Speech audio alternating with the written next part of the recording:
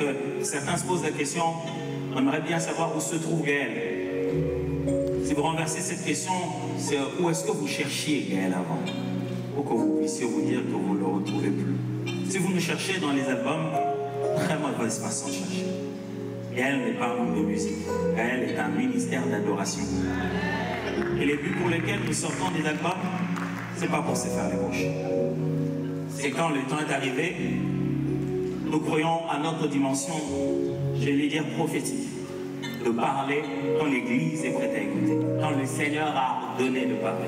C'est un soit dit en passant, cette année nous allons sortir un album, voilà.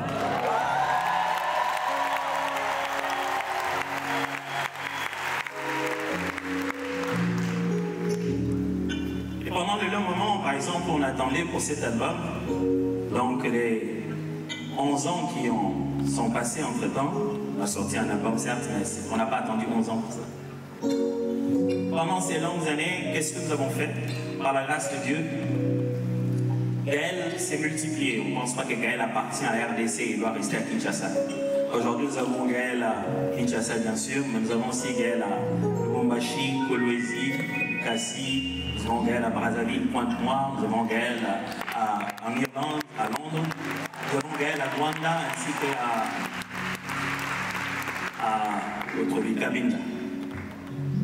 Et depuis ce processus, on a commencé à voir Gaël à Paris. Tiens, c'est un truc. Comme vous le savez, Gaël n'est pas une église. C'est pas une église, c'est juste un centre de rencontre pour la formation des chantres, des serviteurs de Dieu dans le domaine de la louange et de l'adoration. Nous y donnons des formations. Chaque année à Kinshasa, par exemple, pas qu'à Kinshasa, maintenant on recrute dans toutes les villes. Oh, j'ai oublié de citer Goma. Chaque année, nous recrutons des choristes qui viennent de toutes les églises, d'une centaine, près d'un millier de choristes. Ils viennent de plusieurs églises et qui viennent suivre gratuitement une formation pendant 9 mois, en collaboration avec leurs églises qui les recommandent. Ils passent un test pour ça.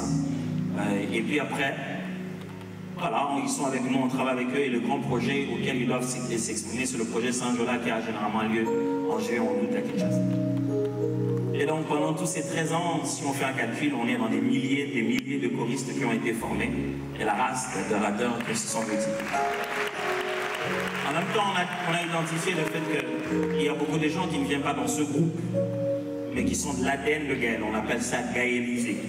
Les personnes en qui on reconnaît qu'on a la même mission, on a la même, ça vibre entre nous. Et de temps en temps, on a des projets à servir le Seigneur ensemble.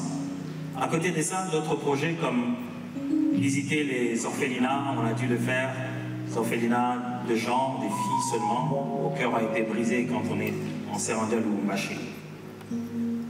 Pour visiter ces orphelinats, il continue à se faire des projets en matière sociale. On en a visité aussi à Kinshasa. Parce que le Seigneur n'a pas cessé de nous dire comment pouvez-vous dire que vous m'aimez si vous ne montrez pas votre amour auprès des gens que vous voyez.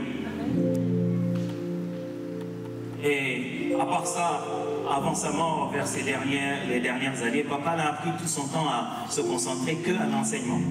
Il n'allait plus dans les productions de musique avec nous, il passait toute une émission de télé qui était concentrée à l'enseignement qu'il appelait justement École d'adoration. Et les gens qui venaient, parce qu'il y avait besoin de commencer à expliquer aux gens certaines des choses que nous disions. Hier, je faisais la blague, mais elle est pourtant vraie. Beaucoup de gens, par exemple, quand ils chantent Shiloh, ils se disent « Au palais des bien-aimés où ta grâce me fait régner ». Dans cette chanson, il n'y a pas de palais. Le mot, c'est palier. I-E-R. Le palier des bien-aimés. Répandez-vous, vous tous.